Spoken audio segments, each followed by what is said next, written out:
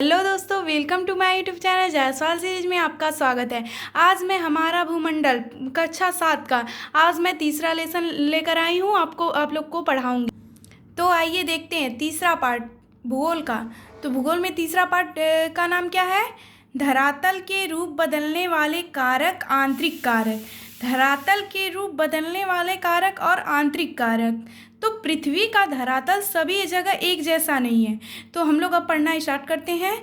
हाँ, तो आप लोग को ये वीडियो पसंद आए तो इस वीडियो को लाइक ज़रूर करें और मेरे इस चैनल को सब्सक्राइब करें कि और आगे ऐसे ही वीडियो आप तक पहुंच सके। तो देखते हैं, पृथ्वी का धरातल सभी जगह एक जैसा नहीं है। वह कहीं ऊंचा है तो कहीं नीचा है। आप लोग अपने ही जहाँ पे होंगे आप लोग वहाँ पे भी देख सकते हैं कि पृथ्वी का धरातल एक जैसा नहीं है। कहीं पे ऊंचा होता है तो कहीं नीचा है, और कहीं पर्वत और पठार हैं तो कहीं मैदान।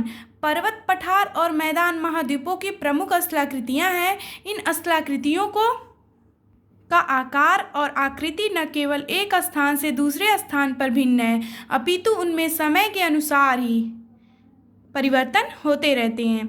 ये परिवर्तन धीरे धीरे या आकस्मिक रूप से हुए हैं।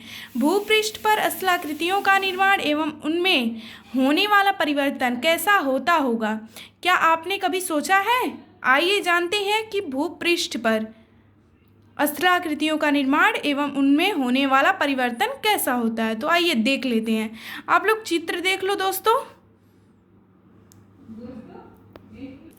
चित्र 3.1 को देखने से ज्ञात होता है कि आप लोग ये चित्र देख लिए हैं, तो इससे हमें यह ज्ञात होता है कि स्थल मंडल अनेक दृढ़ खंडों में विभाजित है। अनेक खंडों में विभाजित है। इन्हें स्थल मंडलीय प्लेट कहते हैं। प्रत्येक प्लेट में महाद्वीप या महासागरीय अथवा दोनों प्रकार की भूपरपटी शामिल होती हैं। ये प्लेटें दुर्बलता मंडल पर बहुत ही धीमी गति से तैर रही हैं। इनकी वार्षिक गति केवल कुछ सेंटीमीटर होती है। प्लेट की इस गति को विवर्तनिक संचलन कहते हैं। इस गति के कारण ही पृथ्वी की सतह पर परिवर्तन होते हैं। तो जब दो प्लेटें एक दूसरे से दूर जाती हैं तो धरातल पर चौड़ी दरारें बन जाती हैं। दो प्लेटें एक दूसरे से जब दूर जाती हैं तो धरातल पर चौड़ी दरारें बन जाती हैं। इसके कारण भ्रंश घाटियों और भ्रंश पर्वतों का निर्माण होता है। जब दो प्लेटें दरारें दूर जाती हैं तो दरारें चौड़ी हो जाती हैं और इसी के कारण यहाँ पे भ्रंश घाटी का और भ्रंश पर्वतों का निर्माण होता है। जब यह गति समुद्र के नीचे होती है तो तलहटी पर लावा के जमाव से मध्य महासागरीय कटकों का निर्माण होता है, जैसे मध्य अटलांटिक कटक। इसी प्रकार जब दो प्लेटें एक दूसरे के करीब आती हैं तो मोड़दार पर्वतों का निर्माण होता है। हमारा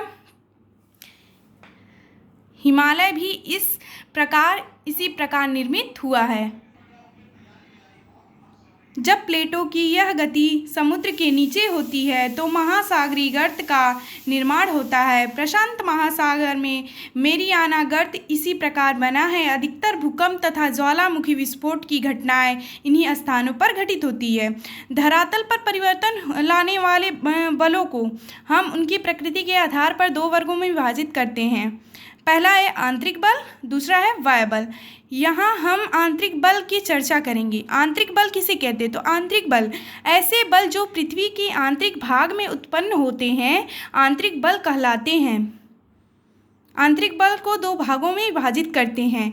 आंतरिक बल को दो भागों में विभाजित करते हैं। तो पहला दीर्घकालिक बल, आकस्मिक बल। और दीर्घकालिक बल में भी दो प्रकार से विभाजित करते हैं। पहला है वलन और दूसरा है भ्रंशन। और आकस्मिक बल को दो भागों में विभाजित करते हैं। तो ज्वालामुखी निकलेगा और भूकंप।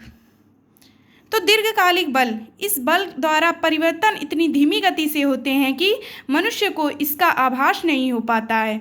इसका प्रभाव हजारों वर्षों बाद दिखाई देता है, जैसे महाद्वीप, पर्वत, पठार, मैदान का निर्माण आदि। आप लोग इस चित्र को देख लीजिएगा, ध्यान से पढ़ लीजिएगा। आगे मैं लेकर चलती हूँ आप लोगों को। ऐसे ये पृष्ठ दूसरे। अब आगे के लिए मैं आप लोग को थोड़ा बहुत बता दें और इसका दूसरा वीडियो जाएगा, उस वीडियो को आप लोग ज़रूर देख लीजिएगा। धन्यवाद।